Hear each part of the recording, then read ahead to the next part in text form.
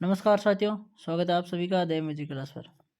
साथियों, आज बात करेंगे एसएससीजीडी का जो प्रीवियस पेपर के अपन जो क्वेश्चनों की सीरीज चल रही है उसकी बात करेंगे। और आज मोस्ट इम्पोर्टेंट 5 क्वेश्चन की चर्चा करेंगे। 5 नए टॉपिक से जो क्वेश्चन लिए हैं वो मैंने आराम से इस क्लास को देखना और ट्रिक से भी मैं आपको बता दूंगा इसके ये क्वेश्चन। और प्लीज़ आप चैनल को सब्सक्राइब ज़रूर करें और आगे क्लास को शेयर भी ज़रूर करना, ठीक है। चलो तो दोस्तों शुरू करते हैं आज की क्लास अपनी बिना टाइम वेस्ट किए। आराम से क्लास को ध्यान देना और क्वेश्चन की तरफ आराम से देखना। ज़्यादा डीपली जो हार्ड है क्वेश्चन नहीं आते हैं एसएसजीडी के ना, आराम से नॉर्मल क्वेश्चन आते हैं। एक आदमी एक खिलौना कार को 135 रुपये में खरीदता है और उसे 150 रुपये में बेचता है, तो उसका लाभ प्रतिशत ज्ञात कीजिए। यानी यह कह रहा है कि सीपी है जो कितना है 135 रुपये है, ठीक है। और जो एसपी है वो कितना है तो 150 रुपये है, ठीक है। ये आपको समझ में आ गया यहाँ तक। अब ये क्या कह रहा है, प्रॉफिट का पूछ रहा है। प्रॉफिट का पूछ रहा है यानी क्रय मूल्य से अगर विक्रय मूल्य अधिक होगा तो वो हमेशा क्या होगा, प्रॉफिट होगा। अभी यहाँ देख लो 135 रुपये में चीज़ खरीदी है और 115 रुपये में इसने 150 रुपये में बेच दी है, तो इसने 15 रुपये इस पर कमाए हैं। ये कह रहा है कि ये 115 रुपये कमाए हैं, इसको आप प्रतिशत में हमें बताओ, ठीक है। तो क्या कर लेंगे, यहाँ अपने को क्या ज्ञात करना है, प्रॉफिट ज्ञात करना है। इसके लिए ज्ञात करने के लिए क्या होता है कि फॉर्मूला होता है प्रॉफिट बटे जो लाभ होता है वो हमेशा सीपी पर होता है। तो सीपी कितना है 135 सीपी और इंटू में अपना क्या आ जाएगा 100। जब काटा पीटी करेंगे तो 15 नमा कितना होता है 135 होता है। अब 100 को आप 9 से भाग दोगे तो 9 एकम 9, पीछे 1 बचेगा, ठीक है। 0 लगेगा तो 9 एकम 9, फिर से पॉइंट लगेगा 9 एकम 9, ऐसे आपका राइट आंसर आ जाएगा। यानी कितना आ जाएगा तो 11.11% आपको क्या हो जाएगा, प्रॉफिट है वो हो जाएगा, ठीक है। राइट आंसर आपका ये हो गया। आपको समझ में आ गया। आपको क्या करना है, आपको सीपी और एसपी, सीपी यानी कॉस्ट प्राइस, एसपी यानी सेलिंग प्राइस, क्रय मूल्य और विक्रय मूल्य। अगर आपको प्रॉफिट लेना है, ठीक है, अगर आपको प्रॉफिट लेना है तो आपका जो एसपी है वो क्या होना चाहिए, अधिक होना चाहिए। किससे, सीपी से। अगर आपको लॉस होता है तो आपका सीपी अधिक होना चाहिए एसपी से, ठीक है। ये भी आप साथ में समझ लेना, इस हिसाब से आपको ज्ञात करना है। प्रॉफिट या लॉस का जो फॉर्मूला होगा वो यही होगा, प्रॉफिट लॉस बटे हमेशा क्रय मूल्य होगा इंटू आपका 100 हो जाएगा, ठीक है। दोस्तों क्लास को प्लीज़ आप शेयर ज़रूर कर देना सब दोस्तों को और चैनल को भी सब्सक्राइब करना। क्लास आपको कैसी लगे कमेंट में भी मुझे आप ज़रूर बताना। चलो बात करते हैं क्वेश्चन नंबर 2 की। एक 1875 रुपये की राशि 4% वार्षिक ब्याज की दर से एक निश्चित समय से बढ़कर 2028 रुपये हो जाती है।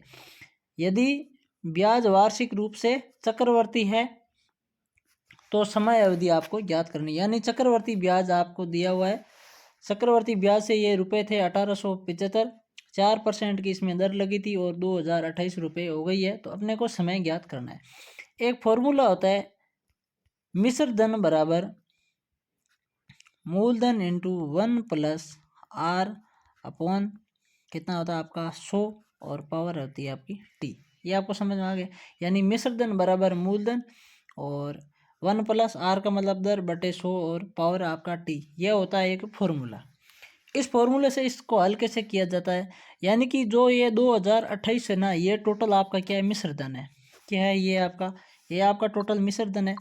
अब मिश्र धन टोटल है तो यहाँ लिखेंगे अपन, क्या करेंगे, मिश्र धन को लिख देंगे 2028। समझ में आ गया। फिर यहाँ क्या करेंगे, अपना मूलधन कितना है 1875 रुपये, तो यहाँ लिख देंगे 1875 रुपये मूलधन, ठीक है।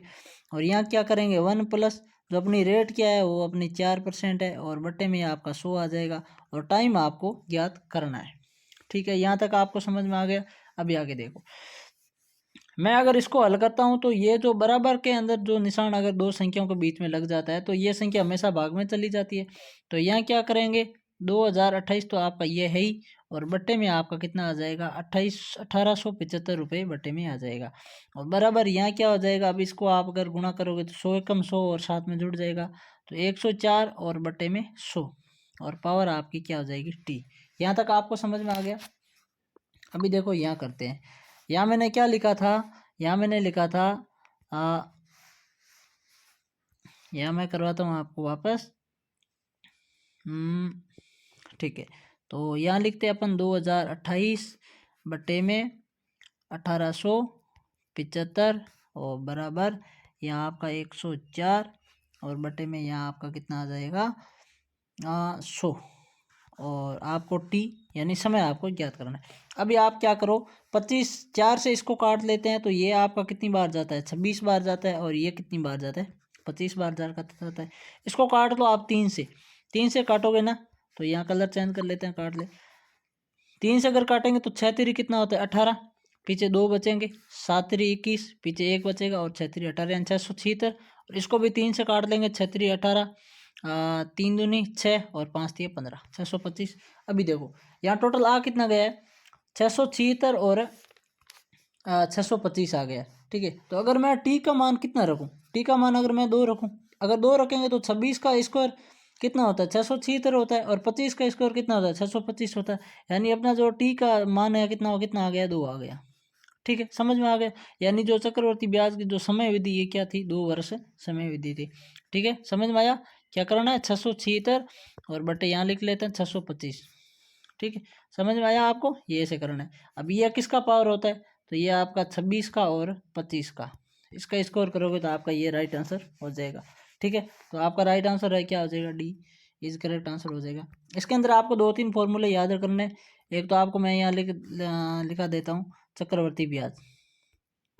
चक्रवर्ती ब्याज बराबर क्या होता है मूलधन ठीक है ब्रैकेट 1 प्लस यहाँ आपकी रेट बटे में आपका 100 और इंटू आपका समय और माइनस का मूलधन।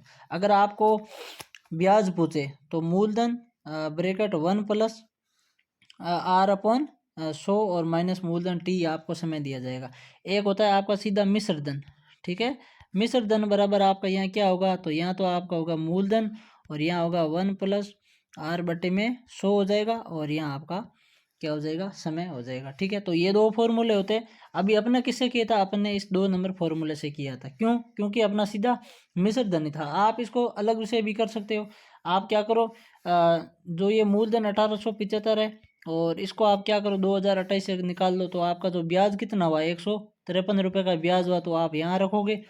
ठीक है फिर आपका ये मूलधन होगा यहाँ रेट होगी यहाँ समय और यहाँ मूलधन होगा। ठीक है आप इससे भी कर सकते हो लेकिन समय बचाने के लिए अपना ये आसान होता है क्योंकि यहाँ क्या करेंगे टोटल मिश्र धन टोटल अमाउंट यहाँ कर लेंगे यहाँ मूलधन लिख लेंगे और यहाँ अपने का समय निकल जाएगा। ठीक है तो ये 2 फॉर्मूले होता है चक्रवर्ती ब्याज के लिए ये ध्यान रखना। आगे जो क्वेश्चन अलग अलग आएंगे ब्याज संबंधी वो भी मैं आपको बता दूंगा। तो इसका क्वेश्चन आपको ये मैंने जो कराया ये आपको समझ में आ गया होगा। आगे बात करते हैं क्वेश्चन नंबर 3 की। क्वेश्चन नंबर 3 क्या कह रहा है देखो एक वॉशिंग मशीन का अंकित मूल्य 23,500 रुपये है और दुकानदार ने इसे 20,915 रुपये में बेचा है तो दुकानदार द्वारा दी जाने वाली छूट प्रतिशत की ज्ञात कीजिए।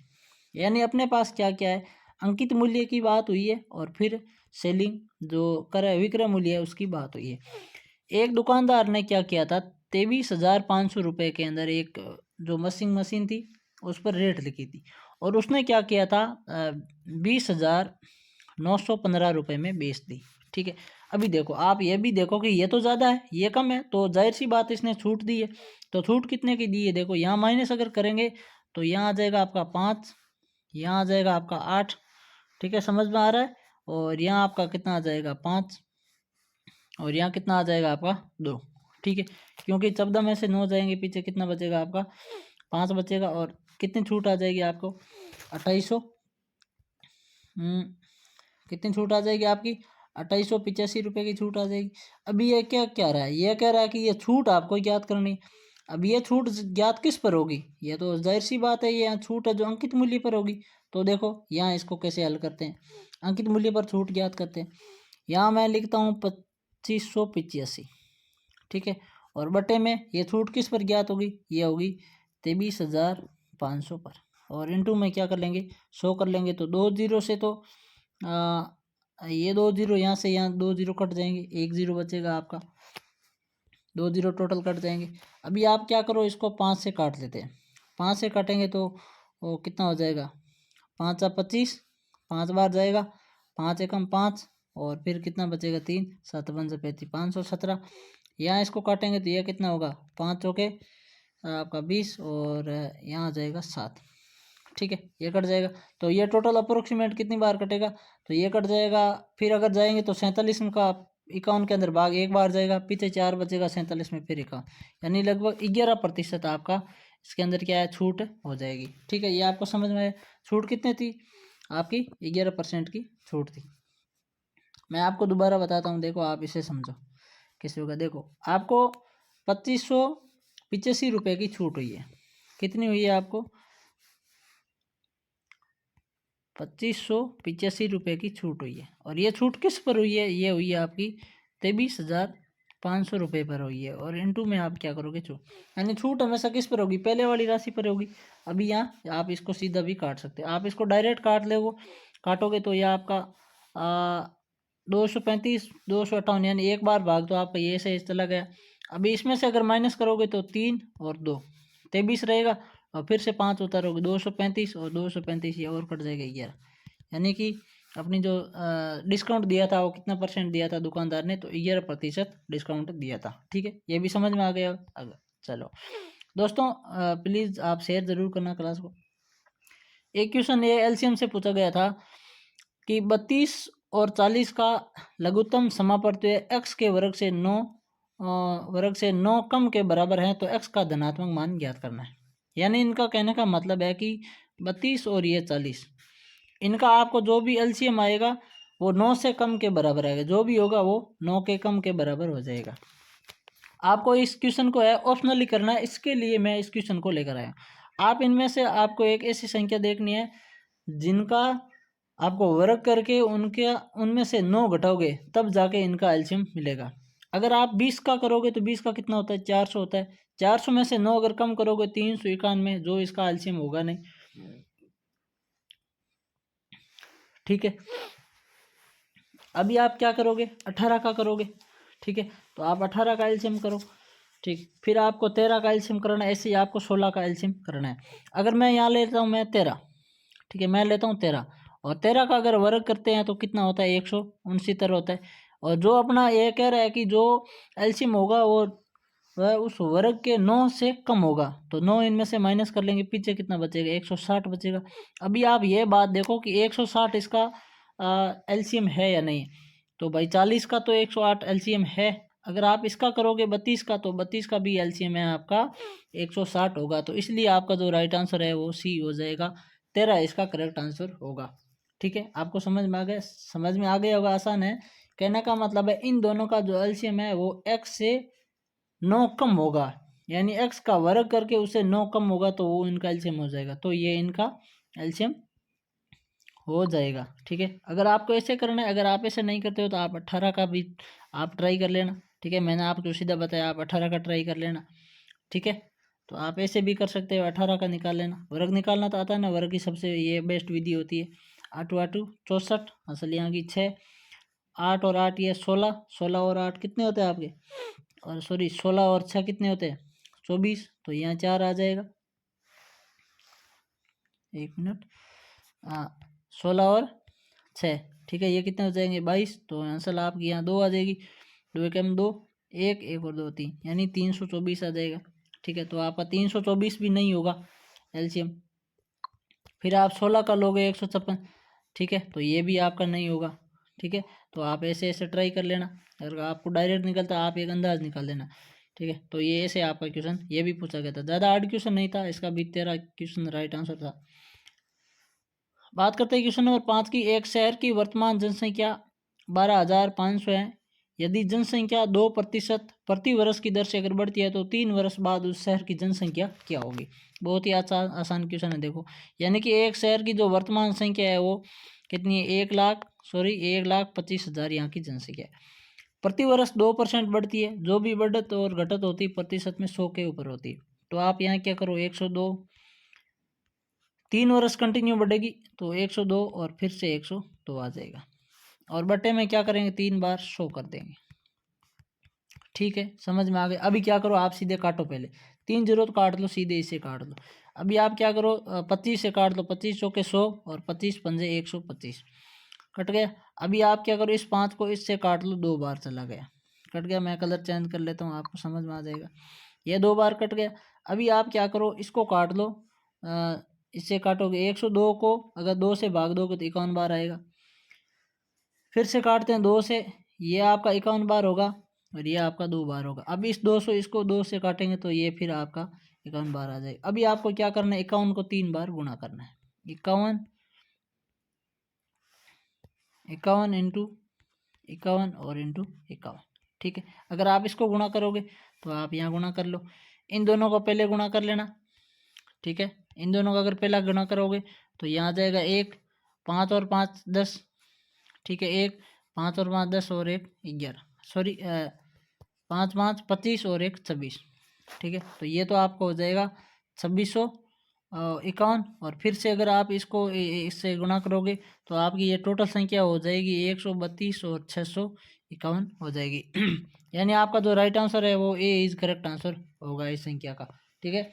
अभी कैसे गुणा करोगे तो आप डायरेक्ट इसे 1 से कर लोगे, 1 एक बार चला जाएगा, ठीक है। और फिर आपको 2 बार इसको गुणा करके आप इसको कर लेना। इसका राइट आंसर है ये आपका ए हो जाएगा। कितनी हो जाएगी आपकी जो जनसंख्या बढ़कर 1,32,651 जनसंख्या हो जाएगी 3 वर्ष बाद इधर इस शहर की, ठीक है। तो इसका आपका करेक्ट आंसर हो जाएगा। चलो तो दोस्तों ये थे 5 मोस्ट इंपोर्टेंट क्वेश्चन जो मैंने आपको अलग अलग टॉपिक से कराया, परसेंट से कराया, मैंने आपको एलसीएम से करवाया है और जो अंकित मूल्य है उनमें से भी करवाया है। आज मैंने चक्रवर्ती ब्याज का भी आपको एक क्वेश्चन कराया है, ठीक है। तो उम्मीद करता हूँ आपको ये क्वेश्चन समझ में आए होंगे, आपके लिए हेल्पफुल साबित होंगे। यही क्वेश्चन आएंगे, हाँ भले ही अगर आपकी संख्या चेंज हो सकती है लेकिन जो पैटर्न होगा वो यही होगा, ठीक है। तो आप क्लास को देखना और अच्छी लगे तो कमेंट में ज़रूर लिख के बताना, क्लास को शेयर करना और चैनल को प्लीज़ सब्सक्राइब भी करना। चलो साथियों, नई क्लास के अंदर फिर मिलेंगे। आप सभी को जय हिंद, जय भारत।